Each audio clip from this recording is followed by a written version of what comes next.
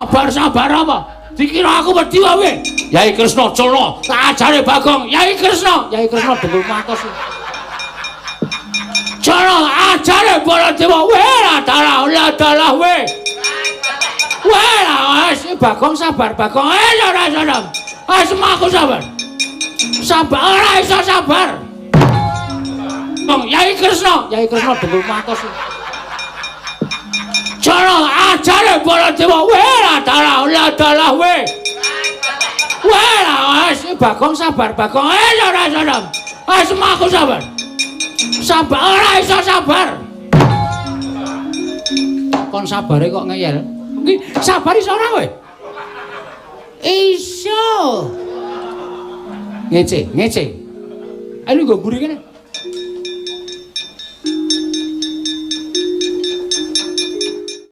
Wah, wis Bagong sabar Bagong. Ora sadam. Asmaku sabar. Sabar ora iso sabar.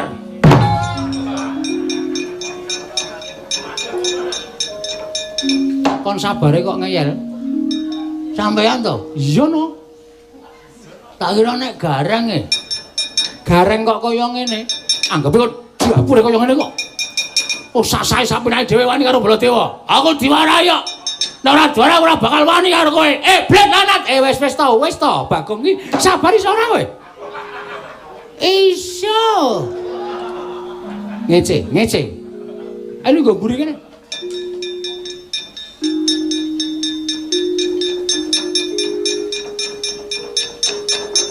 Piye? Rupak wani, jembar wani. Alah cerewet, Reng. Bareng wis leren lagi maju. Piye, Kong? Mulai omong karo Petro kon goleki senjata Traka. Apa? Senjata Traka. Cakra.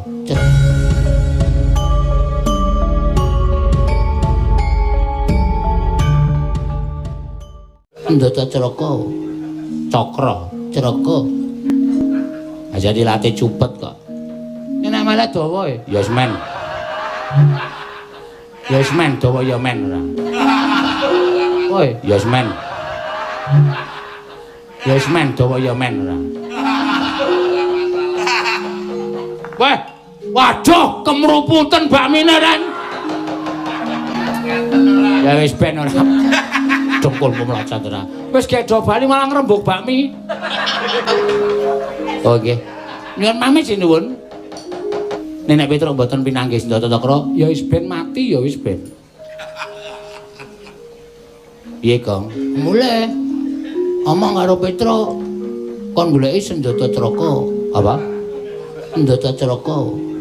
Cakra. Aja dilatih cupet kok. Nek malah dawa ya men. Dawa ya men ora. Weh, waduh kemruputan bakmine Ren. Ndak selak anyep. Ha piye tukune ye? Wis ben pokoke sisan le melet-melet awake dhewe. Dengkulmu melacat ora. Wis gek do bali malah ngrembug bakmi. Oke. Nyuwun pamit sinuwun. Sing ati-ati aja kaya bocah cilik. Nyuwun pamit sinuwun sing ati-ati no Bagong nolo garing nriki. Tarsan membantu yang lemah.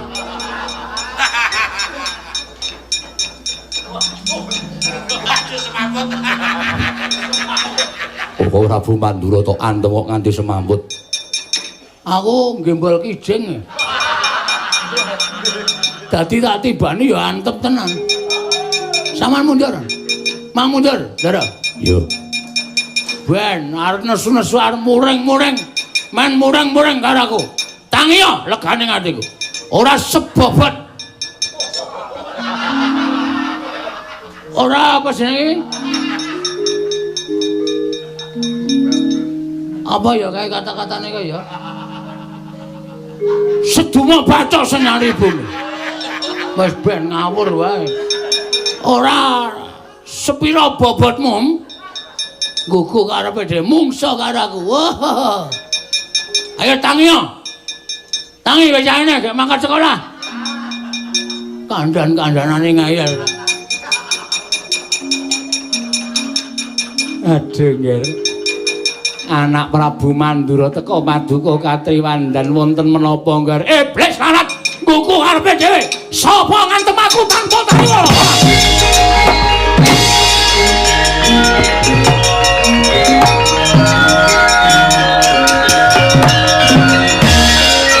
Lho iki ning Bagong barang ana wayang ora ana Bagong. Ah jelas ana. Lah kok dadi kowe ngilang karo Nalagareng? Kowe nyawang karo Setyaki? Nalagareng kakangku, Petra kakangku, Setyaki bosku. Nek juragaku ardi pilala karo wong kaya sampean kula ora trima. Lho piye? Lho kowe wani karo aku, wani wae sangune kandel ora wani. Wani tenan karo Baladewa sing tak wedeni apa? Kelakon kendharat dening aku. Apa ya aku ya? Apa ya? Rampung nyawamu, ora mampung ora dipijekke. Wah, aku nek musuh Bagong omongane sak pinake dhewe. Ya men jenenge we Bagong kok ora mongkon tata krama. Pecah siramu, jebul dadamu. Lho. Moncrot mulamu. Mencelat matamu, matamu kuwi. Ratu durake matamu, ben saya serem. Mati dening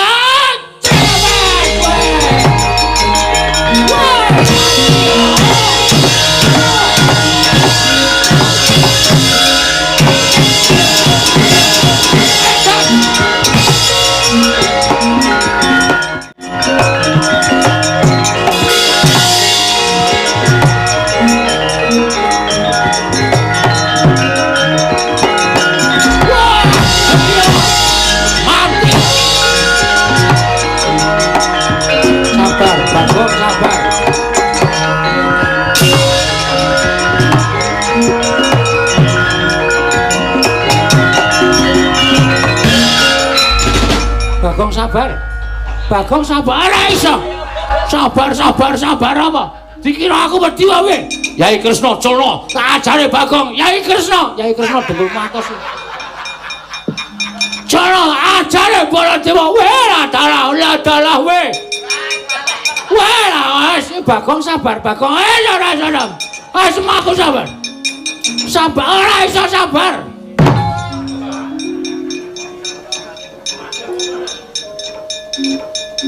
Kon sabare kok ngeyel. Sampeyan to? Iya no. Tak kira nek gareng e. Gareng kok kaya ngene. Anggepe kok diapure kaya ngene kok. Oh sasae sampinake dhewe wani karo Baladewa. Aku diwarahi kok. Nek ora diwarahi ora bakal wani karo kowe. Blet lanat. Wis to. Bagong iki sabar iso ora kowe? Iso. Ngece. Ayo nggo mburi kene.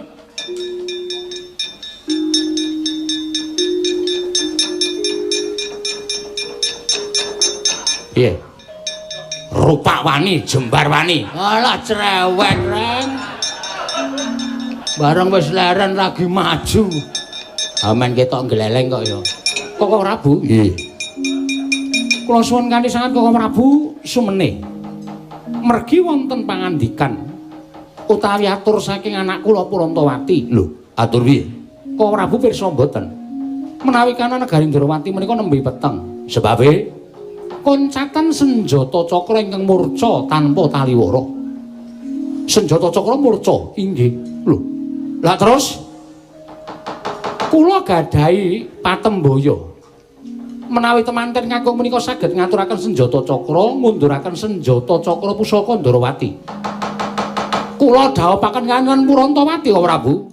Kuwi tenan janji. Inggih, njaluk pamit.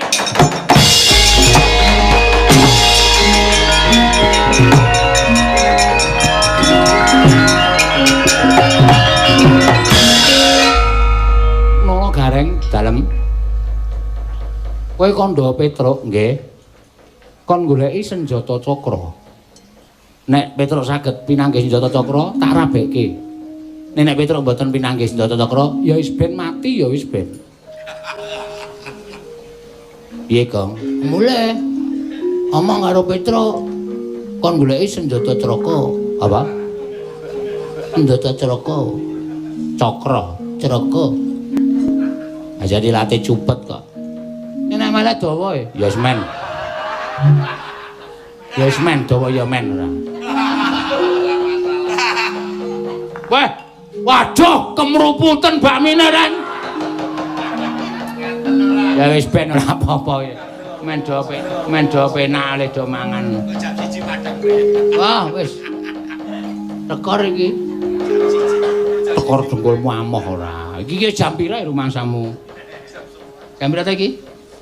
Oh, lagi jam 11 kok. Oh. Aku mau akon ngetokke jam 1 kok kemruputan iki. Ndak selak anyep. Ha piye tukune ye? Wis ben pokoke sisan le melet-melet awake dhewe. Dengkulmu mlacat ora. Wis gedo bali malah ngrembug bakmi. Oh nggih. Nyuwun pamit sinuwun. Sing ati-ati aja kaya bocah cilik. Nyuwun pamit sinuwun sing ati-ati no Bagong nolo garing nriki.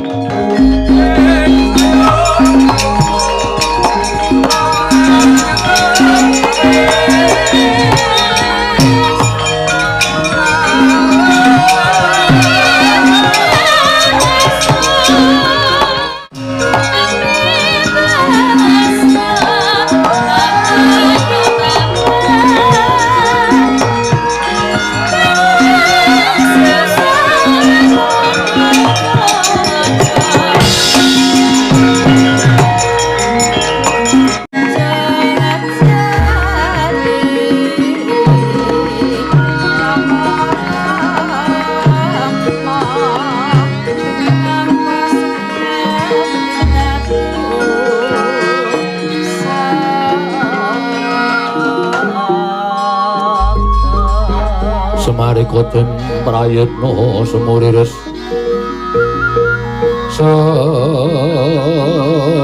semuriris eko balik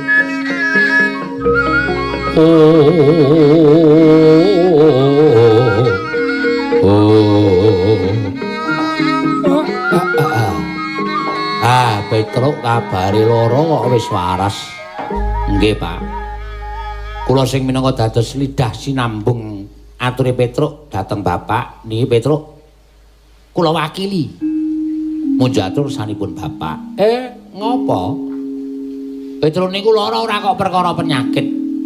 Pun di rapid test. Kalih di swear. Apa ren swear? Swab. Menika ya tidak tereaksi. COVID-19. Heeh. Ning jebul Petruk niku duwe panyununan. Petruk niku kelingan jaman lelakon ndara-ndara Pandhawa bangun Satwarga biyen pustaka Jamus Lima Sada ilang. Terus Sinuwun Ndarawati njanjeni karo Petruk, nek kowe iso nemokke pustaka Jamus Lima Sada, sesuk kowe bakal tak paringi putraku, kowe tak pek mantu. Lah Petruk niku terus lara, dalam arti Petruk niku demo masak, demo lara, terus kula diutus karo Petruk kan wonten negara Ndarawati. Sinuwun Ndarawati paring dawuh, "Tarabek karo anakku ning waton iso madhangke Ndarawati." Lah apa Ndarawati oglangan? Mboten. Wah, suduk nganggo linggis sisan. Ora kok oglangan, Ndarawati peteng niku mergo Ndarawati nedengke calan pusaka. Weh, pusaka apa? Senjata cakra. Petruk iso rabi karo Prantawati nek iso ngaturke senjata cakra. Mekaten atur kula, Pak. Menawi Bapak badhe duka kalih Petruk kula semanggaken. Semareka den prayatna samurene seka balik. Titiyani gandayani tresna purnama sasi. Gilar-gilaran ing tengah latar milang lintang Bima Sekti. Apa bener ngono Petruk? Nggih. Saya tak takon. Wong urip alam padang kuwi diwenangake ngukur karo derajate, ngilu karo githoke. Tembung ngukur karo derajate kuwi eling. Derajatmu kuwi apa? Kowe kuwi minangka apa? Ngilu karo githoke kuwi kahananmu kuwi kepiye? Sing jeneng wong duwe penggayo kuwi diukur karo kekuatan. Aja ana tetembungan kakean gluduk kurang udan. Aja ana tetembungan gegeden penggayuh ning ora duweni apa-apa lan ora duweni kekuatan sing piye-piye. Bapakmu ora apa-apa. Ning niatmu sing kaya ngono kuwi sing marahi aku kuwi sesuk melu isin. Ya to nek kelakon, nek ora. Ora padha karo kowe ngurek-orek raine wong tuwa ingkang ora bakal ilang selawase urip. Ula kabeh petungen, Petro, kabeh petungen. Pun dadi niat kula kok, Pak. Nek ora kelakon penjanganipun Petro luwung boyo tekaning pati. Nek ora kelakon apa karepane Petro luwung boyo tekaning pati. Lah nek ngono kowe ora manut karo bapakmu. Nek le manut ya manut ning gegayuhan Petro niku ming kula kepengin sun Prabu Ndarawati niku sampun ngantos tetel kanalindrane merga nyulayani rembuke dhewe. Mula ing sae menika nek bapak ora sarujuk niki ajeng kula budidaya dhewe, niki ajeng kula goleki carane kanthi cara kula dhewe. Ora arep nyuwun pangestune bapak, ora arep nyuwun pambiyantune bapak, nek pangestu kula suwun nyuwun pangapunten lepat lek kula matur. Ning ora nyuwun pambiyantune bapak, ajeng kula golek-goleki dhewe taunana windanana ora bakal bali nek kula ora ketemu karo senjata cakra. Wah, sanget jenon ora.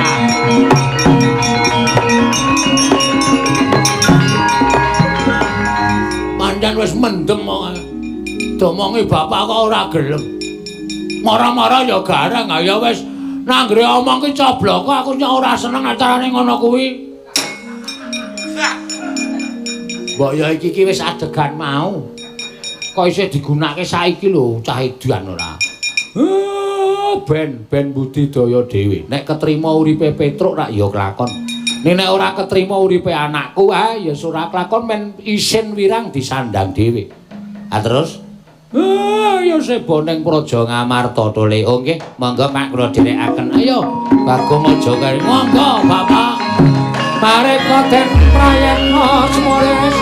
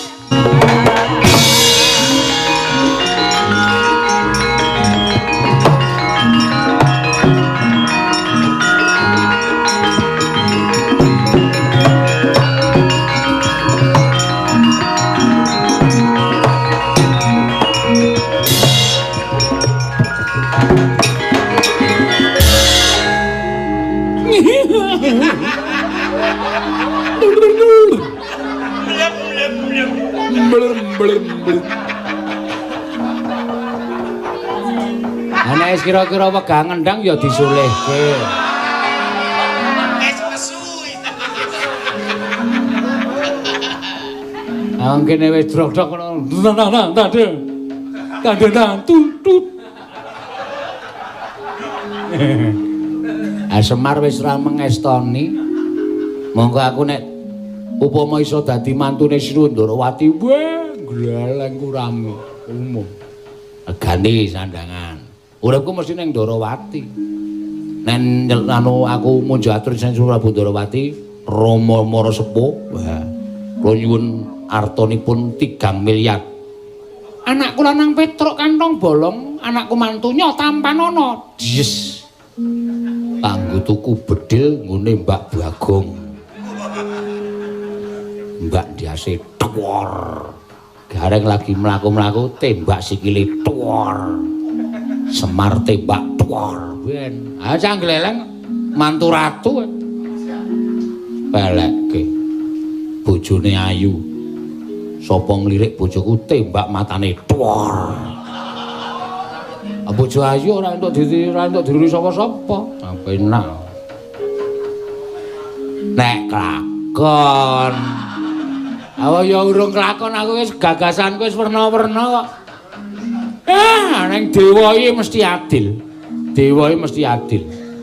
Dewa iki ora kok perkara gedhe tur dawa ning dewa kayangan iki mesti adil.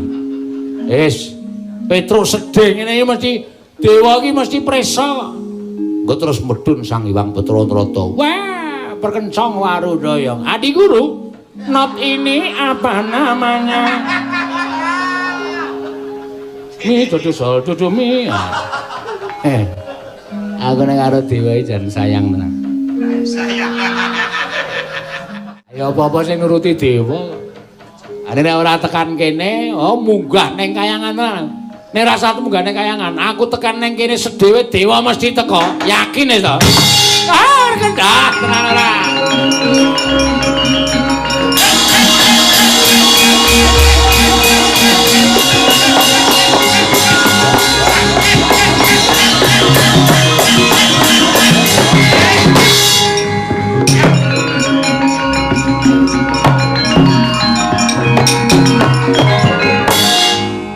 Kencang Warudaya, pak pong bubolong kali cedri rawa sing gawe. Ya lut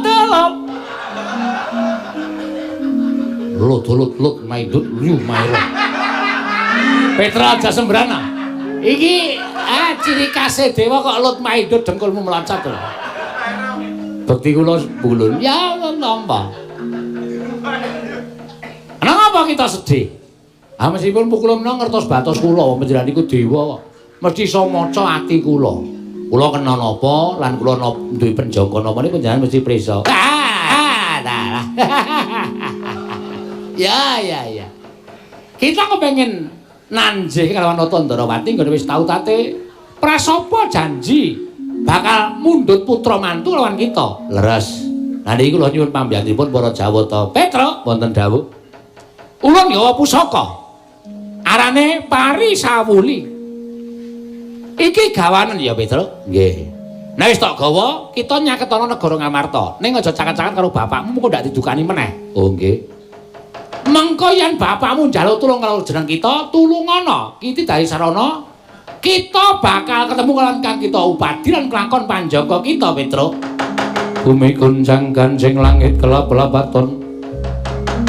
Lir kincang ing risang mawes gandrung. Iki niki gelombang cinta napa Parisawu? Gelombang cinta dengkulmu melocot ki ora? Iki pusaka kadewatan. Arane Parisawuli. Oh nggih. Wenehno nang anu jenenge kucir kita. Oh nggih. Mengko yen digunakake gunakno. Inggih. Iki iso kena kanggo pusaka, iso kena kanggo ya kuwi tetuan sing migunani. Oh nggih. Wis ngono ya Petra? Nggih. Ulun kondur makayangan. Nggih. Sembah kula ingkang ndherekaken Jengkar Paduka Pulun. Ya, ulun tak bali ning kayangan wis ganti paripurna nggon ulun nundun ing Sang Hyang Jagat Gadipati. Ulun bali marang kayangan Suralaya. Sembah kula ingkang ndherekaken Jengkar Paduka. Ya, ora Petra.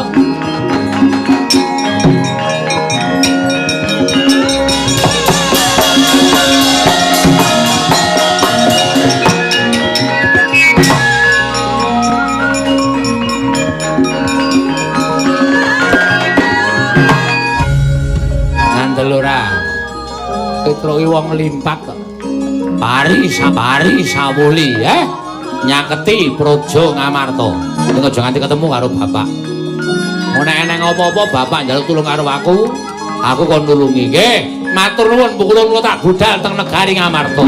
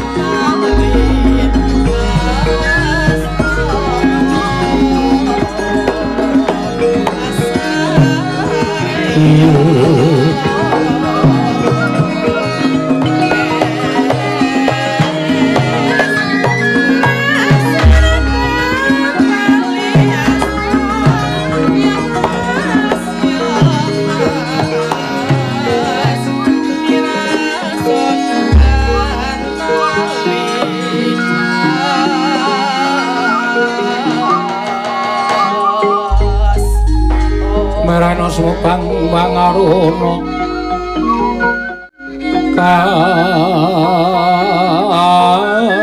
katinetraning uga rapuh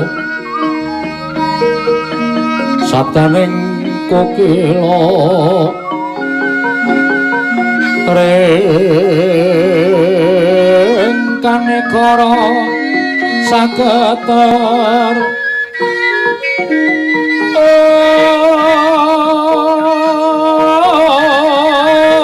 kene donga engkong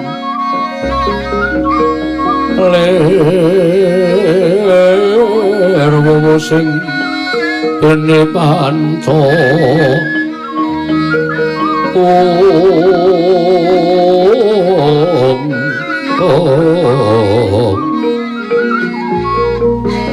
betoking ayam wana mrak mangwuhing bagakan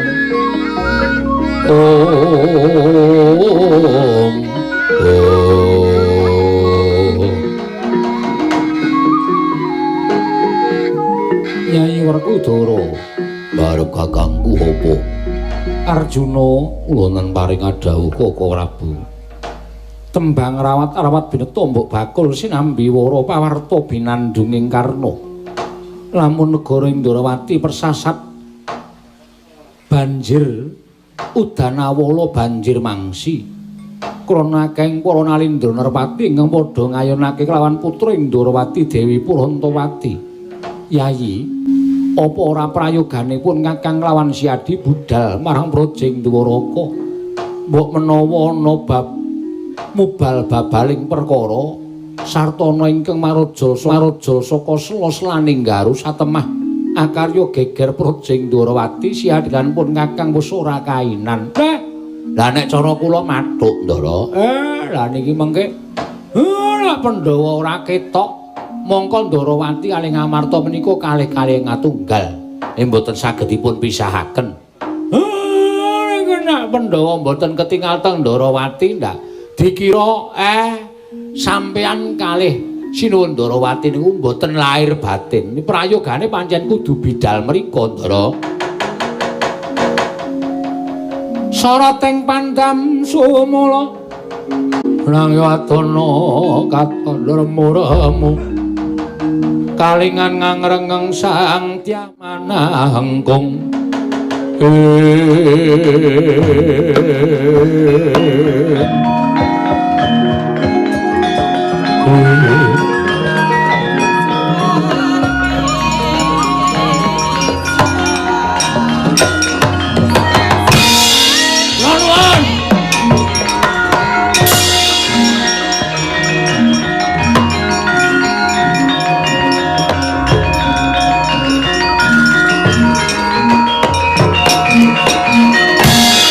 Kunjangkan sing langit kelap-lapaton munjo atur ngersa paduka Sinuwun leregin sanging risang mawe gandrung para munjo atur sawulepan nyuwun pangapunten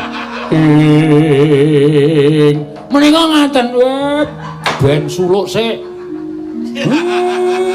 mau kesuwen saiki kesusu-susu ono kawan Bagong ana apa sawulepan diagung pangaksami nek wonten lemah atur kula nyuwun samudra pangasami. Mboten kanthi kanana-nyana dok nalika kula teteki anjagi negari tapel wates temon Kulon Progo. Mboten kanthi kanana-nyana wonten barisan ingkang gendera rerontek umbul-umbul kewiten angkendane Mancraba. Andadosaken suwingkang Balakaswa Marbaba bangsa minat kena syarat ing sira megeran mendung-mendung mendung bareng ingkang sejumanke andadosaken gegereng para apsara-apsari widodara-widodari sami ngungsi ngersane Kapolsek. Ya nyawa iki Samiti. Ratu kembar. Kembar kemanian. Angang sedatos iki, Bang. Apa sih ini, weh? Ya. Semar. Nun. Bagong kuwi ngopo? Ngonten niku omong karo turu. Bocahe wis ngantuk.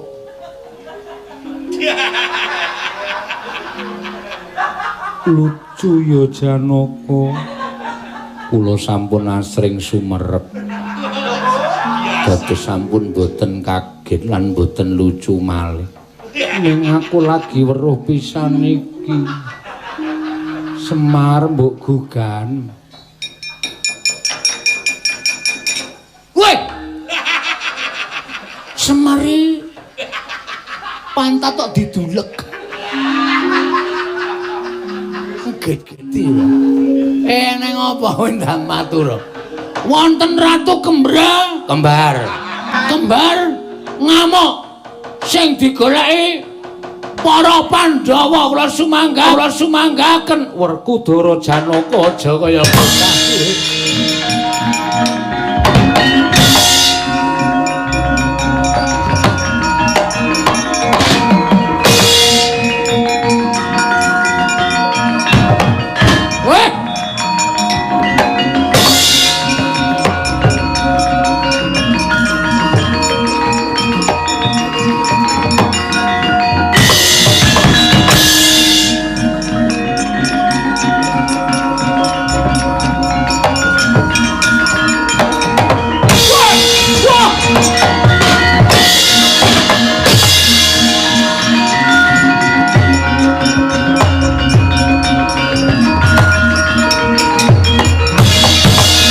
Manganjur lakune ngangin gugur anggraning arka kura gurnita kagiri-giri. Wah.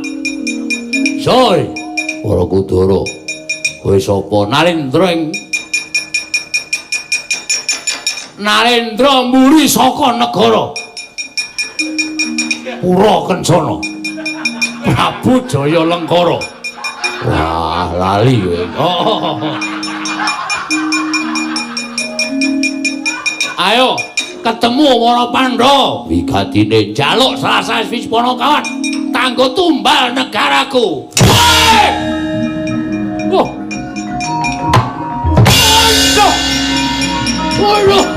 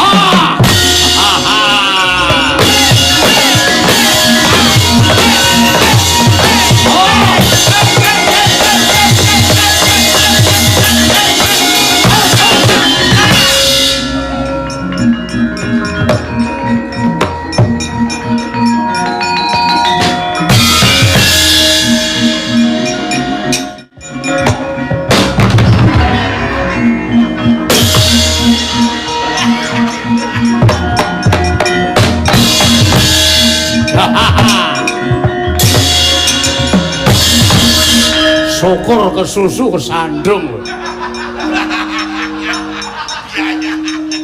Hei Janaka tandingana. satriya klemak-klemek kakangmu wae ora. Monggo piye mungsuh aku. Ayo, aku tandingana. Aduh.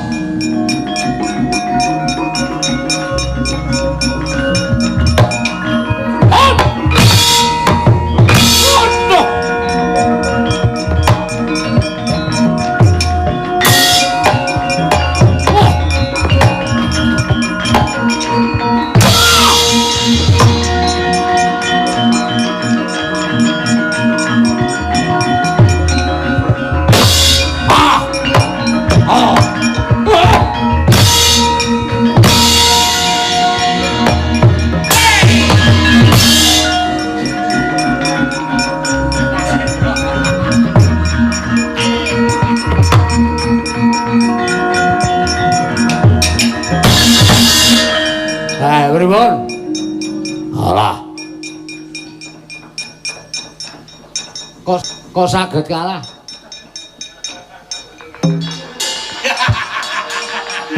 Gelelek wae. Kalah kok joget. Wayang wong e.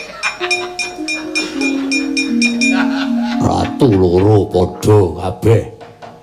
Tetep piadoke padha. Rupane padha, sing siji tajar, sing siji nyokot. Bayar ora? Bayar, anu ora, anu. Wah. Tak pancing kowe. Kulino. Edan ora. Golek jago. None Pak Menono. Hus. Apa-apa? Golek jago menungso, nggo nandingi menungso kae.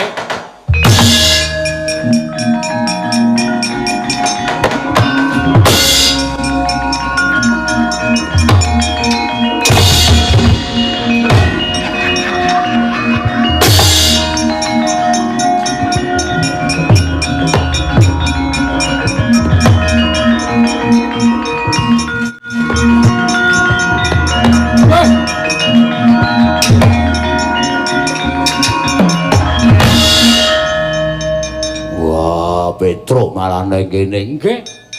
Mang lenggari enten.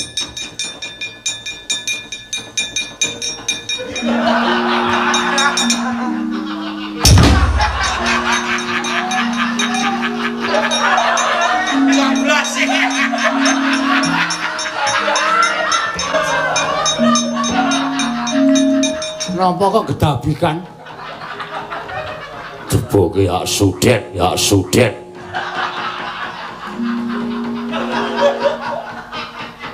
Petro. Heeh. Aja gawe isinku lho, rasa omong apa-apa, Pak. Bapak tekan kene ngopo aku tak takon? Ngamarta eneng kraman. Lho. Maman ning Ngamarta. Wis ya, Truk, len dagel sok tanggal 21 meneh ya. Wis bengi iki. Men sak karepku. Ben arep oleh do guyu wis atos kae wis nang iki. Guyune guyu tuwa. Dadi penabuhi kene ning bar kuwi terus la lucu. Sing lucu ngono apa? Aku tetep nekat kok.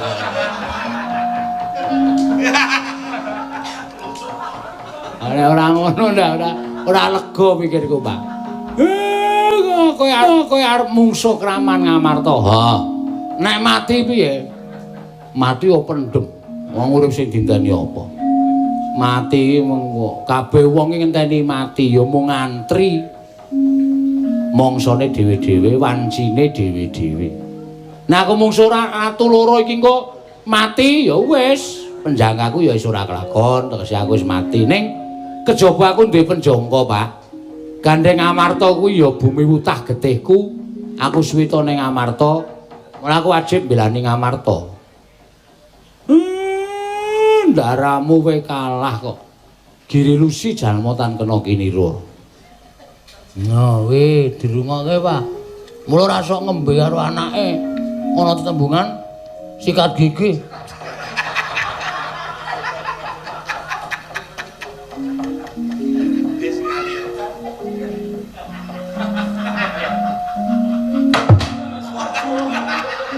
ta, Pak? Rung disikat iki cangkeme ditonyo ta, Pak? Nek pancen kowe wani menyang kok. Muga-muga dadi jalananku nggonku iso kelakon penjagaku ya, Pak. Penjagamu aja diomongke ndak ndoro-werku ndoroku nek ngerti preso wae. Aku melu isin nek ora kelakon.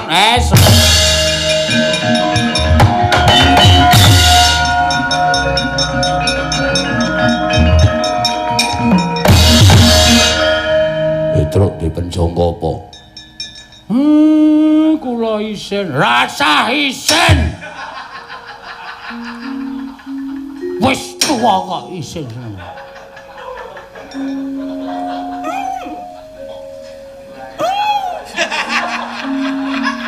Keseron ya, Pak?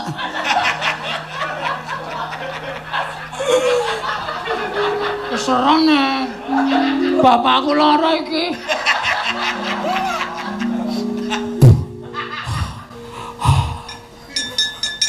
Mulane ora sok njotosi cah enom. Nek diantem genti engko sesek. Petruk nggadahi penjangka pengin nagih janjian Sri Prabu Ndarawati duk nalika semanten pun nate ngendika nek Petruk ajeng didadekke mantu nek iso nemokke pustaka Jamus Miang Jimat Lima Sadaning dumugi semanten Sri Prabu Ndarawati dereng paring dawuh mula Petruk terus nagih janji napa sing dingendikake dening Petruk angin sekedhi.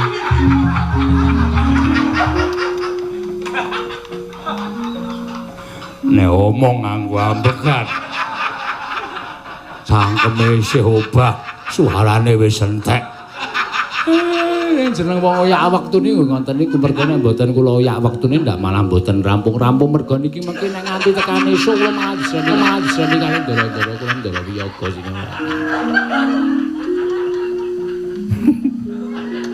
Pak kuwi dagel aku Pak Isman.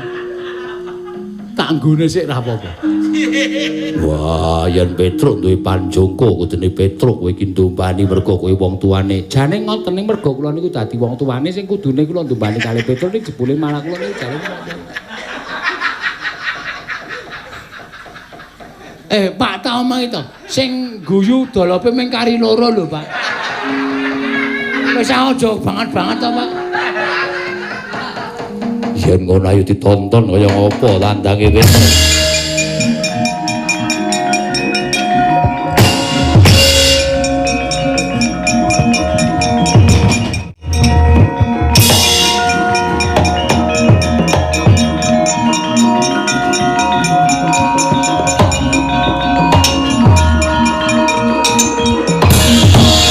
Sigra ngasta parisawuli paringaning Sang Hyang Bathara Narada.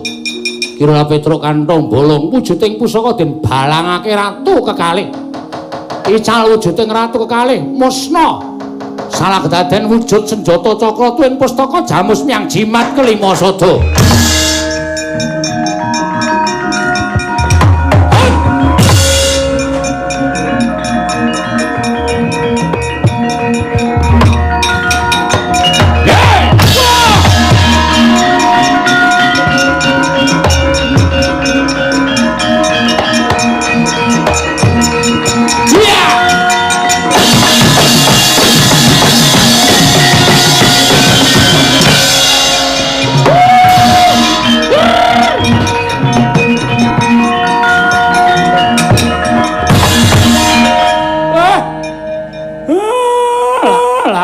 Ngedep pusaka loro. Wong ngene arep lakon penjangkane. Dadi mantune ratu, bojone ayu. Iki apa, Pak? Senjata cakra. Iki dadi syarat nggonku labi. Wah, Petruk. Ratune nendi? Ratune dikasut. Wah.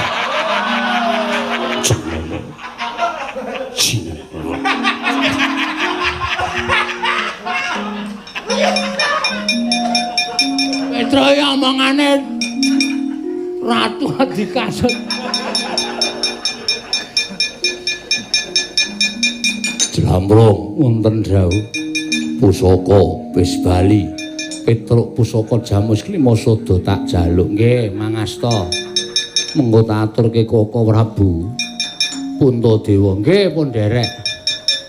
Lah kuwi terus piye? Lho, nggo syarat leku rabi kok. Syarat leku rabi kok, Pak. Waduh, Petro nglereng tenan iki. Wah, bojone ayu. Jaluk, Tru. Jaluk dasmu. Bojo ayu kok njaluk ora. Padake panganan wae.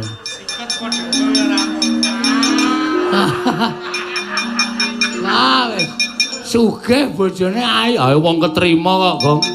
Petro hayu tak tutke menyang Ndrawati aturna senjata cakra yen Koko Prabu ora mugemi pangandikane mengko aku sing bakal munjo atur Petro. Nggih, matur nuwun.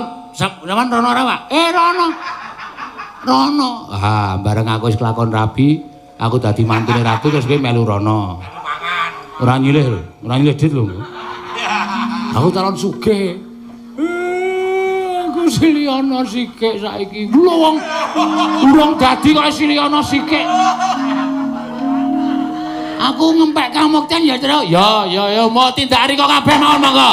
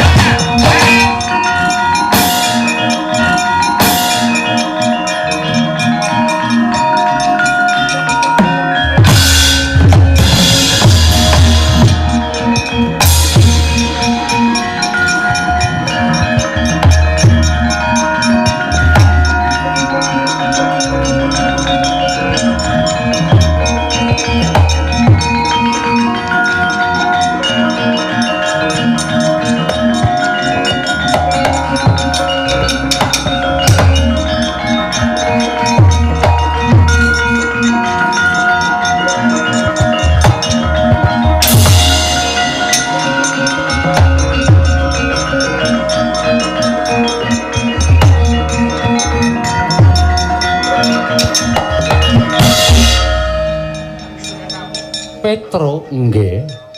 Lah dalah Petro ngaturake pusaka senjata cakra nggih sinuwun. Gong, delane calonku, Gong.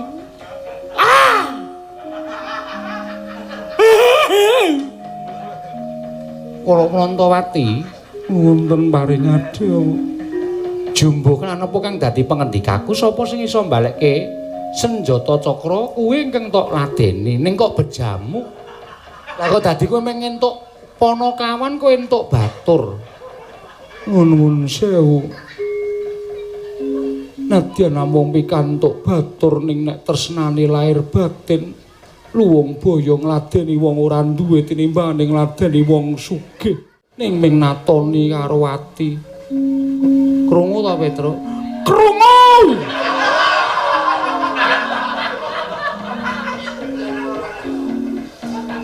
Kula pikantuk Petruk mboten napa-napa, kula tak nanting kalih Kang Mas Petruk. Sakarepmu kono. Wong wis dadi janjiku kok. Kang Mas Petruk. Hei. Iya. Kok iya dengkulmu kuwi Ki Putra Ratu iya. Ah bingung ya kula niki. Kula matur pripun? Wong saro calon bojone ya wis ora usah basa. Piye, Dik? Kawontenan kula namung kados mekaten. Ki ora Petruk kersa mboten. Mau muni ra gelem to, Truk? Ndasmu kuwi. Gelem wae ora. Mau janji kon ngepek aku. Omong sapa ora diajeng. Lumayung bumi kuruping langit ora ana wanita ingkang kawasa ngrubuhake bebeteng kekereanku. Kejaba mung sira wong ayu. Nah ingaten panjenengan dados mantunipun Kanjeng Rama Ndrawati. Menika sampun kula cawisaken patenggan. Patenggan iki lho. Patenggan iki peturon. Nggih.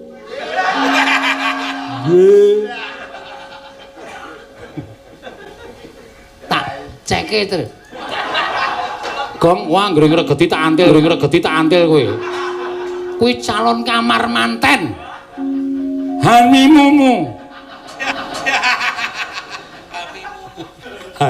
Honeymoon kuwi calon nggonku bulan madu. Wah, jian kasure.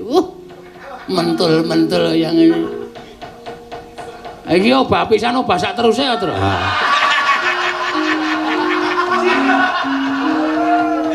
Ndul. Ngerti rampung. Rampung tetep obah. Wah, gak mejane akeh buah-buahan gong ora dipethik lho. Kuwi nggon aku lho, kuwi engko sisaku. Engko memaku udah rapel, aku nyokot sih nek kira-kira enak tak keke kowe ngono kuwi. Aku padake tong sampah wae. Nek ngaten monggo dipun titi priksa. Kula pikantuk mlebet sinuwun, entuk wong ki calon bojomu ya wis kono. Nek mlaku ora adoh-adoh. Nek adoh nek direbut wong piye kowe?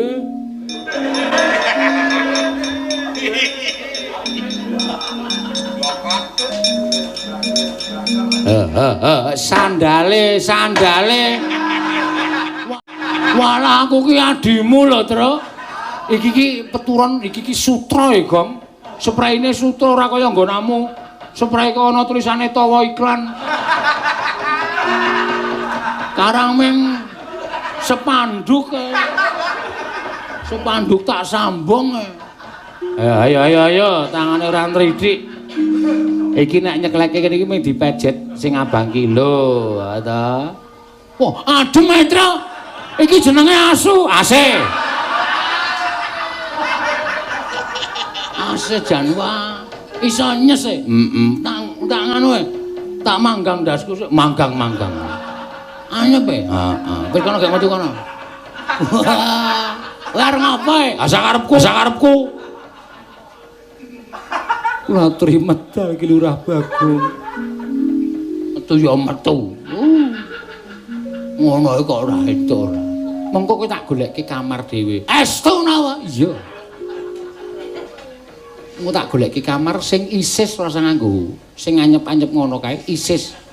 Mengko ora usah nganggo tembok, wesi tok. Ngono ya kowe. Sia-sia ora.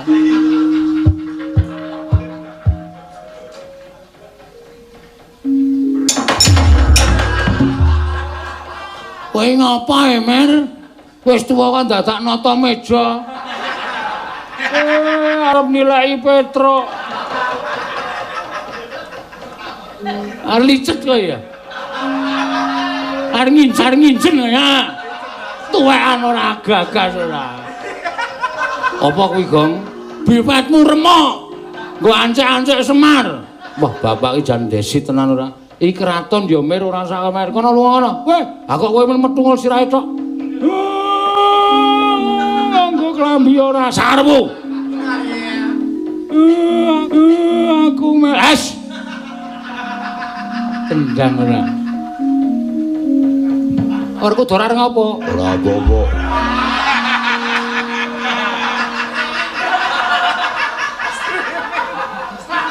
Kowe iki satriya kok. Arep melu mrono. Wah, kok le gayeng. Gayeng piye ora? Ora toyo ora malah babak dengkule to. Nggih.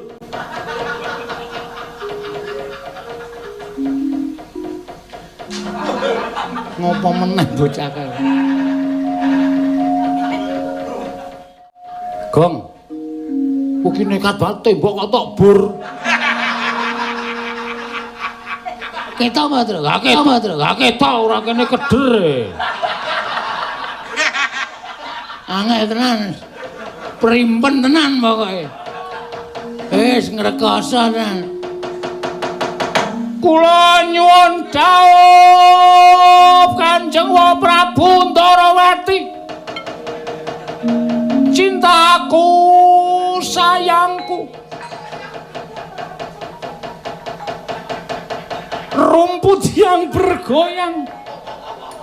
Werkudara, Nggih. sadurunge mlebu kraton kae singkirna. Mengko ndak malah dienggo dolanan para kawan iki. Wah iya.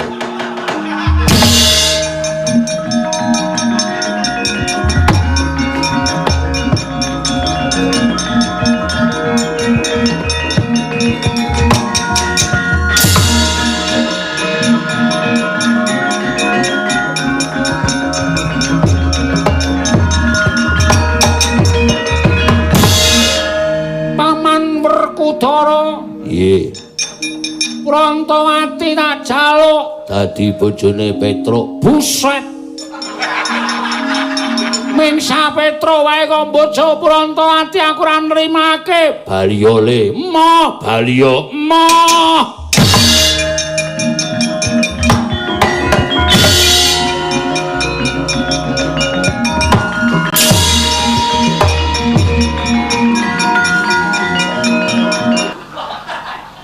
Akene iki wis tekan ngarep cangkem. Mana? Wis jadar. Bahwasanya sing iso banyak seperti itu. Kolaboratif itu karepnya seperti itu loh. Marah-marah kok enggak terima Petruk Rabiat Pronto itu maksudnya gimana? Kresna iki omong apa iki? Kula nggih mboten mangertos. Ha situ dene anu paham. Terus ndi? Dadi Petruk sing ngaturake senjata Cakra. Inggih. Sakmenika terus pundi? Ya wis. Ya yen pancen Petrus sing ngaturake senjata Cakra, ya wis malapun Kakang eling.